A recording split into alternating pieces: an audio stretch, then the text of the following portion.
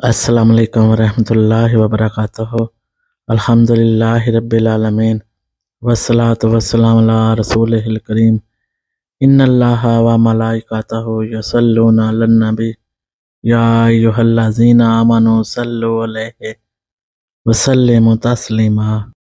بلغ العلا بکمالہ کشف الدجی بجمالہ حسن جمیع خصالہ صلو علیہ وآلہ۔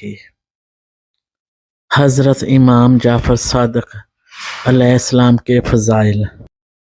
آپ کا نامی جعفر صادق اور کنیت ابو محمد ہے۔ آپ کے مناقب اور کرامتوں کے متعلق جو کچھ بھی تحریر کیا جائے وہ کم ہے۔ آپ کا درجہ صحابہ اکرام رضی اللہ تعالیٰ عنہ کے بعد آتا ہے۔ رسول خدا پر ایمان لانے کے بعد ان کی اولاد سے محبت کرنا لازم ہے۔ حضرت امام جعفر صادق علیہ السلام کی ولادت باسعادت 17 ربیع الاول کو ہوئی۔ آپ پیغمبر اسلام صلی اللہ علیہ وآلہ وسلم کے چھٹے جانشین ہیں اور سلسلہ عصمت کی 8ویں کڑی ہیں۔ آپ کے والد ماجد امام محمد باقر علیہ السلام تھے اور والدہ محترمہ ام فربہ علیہ السلام تھیں۔ آپ 17 ربیع الاول کو مدینہ منورہ میں پیدا ہوئے۔ آپ کی تاریخ ولادت کو خدا نے بڑی عزت دی۔ آپ کا مسلک 12 اماموں کی طریقت کا قائم مقام ہے۔ اگر آپ ہی کے حالات و مناقب بیان کر دیے جائیں تو 12 اماموں کے مناقب کا ذکر تصور کیا جائے گا۔ ایک دفعہ کسی نے آپ کو بیش بہا قیمتی لباس میں اعتراض کیا کہ اتنا قیمتی لباس اہل بیت کے لیے مناسب نہیں۔ آپ علیہ السلام نے فرمایا، یعنی مخلوق کی نگاہوں میں تو یہ عمدہ لباس ہے، لیکن حق کے لیے یہی خوردرا لباس ہے۔ ایک دفعہ آپ نے امام ابو حنیفہ سے سوال کیا کہ دانش مندی کی تعریف کیا ہے؟ امام صاحب نے جواب دیا کہ جو بلائی اور برائی میں امتیاز کر سکے۔ آپ نے کہا، یہ امتیاز تو جانور بھی کر لیتے ہیں۔ امام ابو حنیفہ نے پوچھا، پھر آپ کے نزدیک دانش مندی کی کیا علامت ہے؟ جواب دیا کہ جو 2 بلائیوں میں سے بہتر بلائی کو اختیار کرے اور جو 2 برائیوں میں سے کم برائی پر عمل کرے۔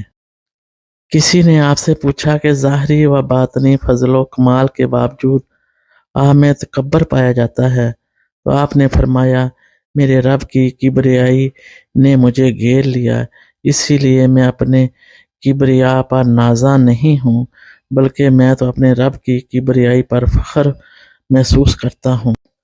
آپ نے فرمایا، جو شخص عبادات پر فخر کرے وہ گناہ گار ہے، اور جو معصیت پر اظہار ندامت کرے وہ فرما بردار ہے۔ آپ نے فرمایا کہ صبر کرنے والے درویش کو اس لیے فضیلت حاصل ہے کہ مالدار کو ہمہ وقت اپنے مال کا تصور رہتا ہے اور درویش کو صرف اللہ تعالیٰ کا خیال رہتا ہے۔ ذکر الہی میں مشغول ہونے کے بعد دنیا کی ہر شے کو بھول جاتا ہے، کیونکہ اللہ تعالیٰ کی ذات ہر شے کا نعم البدل ہے۔ آپ نے فرمایا کہ اللہ تعالیٰ جس کو چاہتا ہے اپنی رحمت سے خاص کر لیتا ہے۔ مومن کی تعریف یہ ہے جو اپنے مولا کی اطاعت میں ہمہ تن مشغول رہے، کیونکہ نفس سے جنگ کرنا اللہ تعالیٰ تک رسائی کا سبب ہوتا ہے۔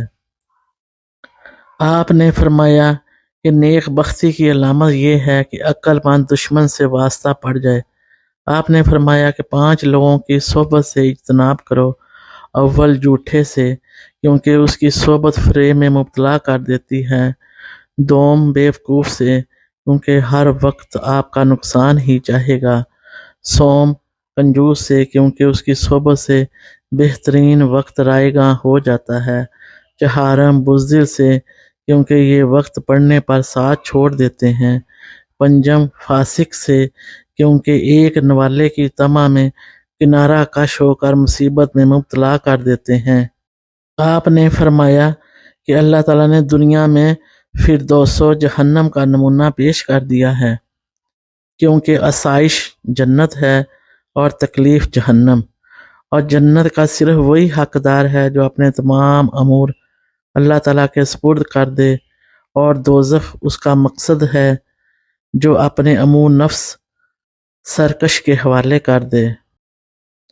آپ نے فرمایا کہ اگر دشمنوں کی صحبت سے اولیاء کرام کو زار پہنچ سکتا تو فرعون سے آسیہ کو پہنچتا، اور اگر اولیاء علیہ السلام کی صحبت دشمنوں کے لیے فائدہ مند ہوتی تو سب سے پہلے حضرت نوح علیہ السلام کی ازواج کو فائدہ پہنچتا۔ اگرچہ آپ کے فضائل بہت زیادہ ہیں، لیکن طوالت کے خوف سے حصول سعادت کے پیش نظر اختصار کے ساتھ بیان کیے ہیں۔ اسی لیے ہر اہل ایمان کے لیے ضروری ہے کہ جس طرح کا حضور صلی اللہ علیہ وآلہ وسلم کے مراتب سے آگاہی حاصل کرنا ہے، اسی طرح اہل بیت کے مراتب کو بھی مراتب افضل خیال کرے۔ آمین ثم آمین۔ جزاکم اللہ خیر و احسن الجزاء۔ السلام علیکم ورحمۃ اللہ وبرکاتہ۔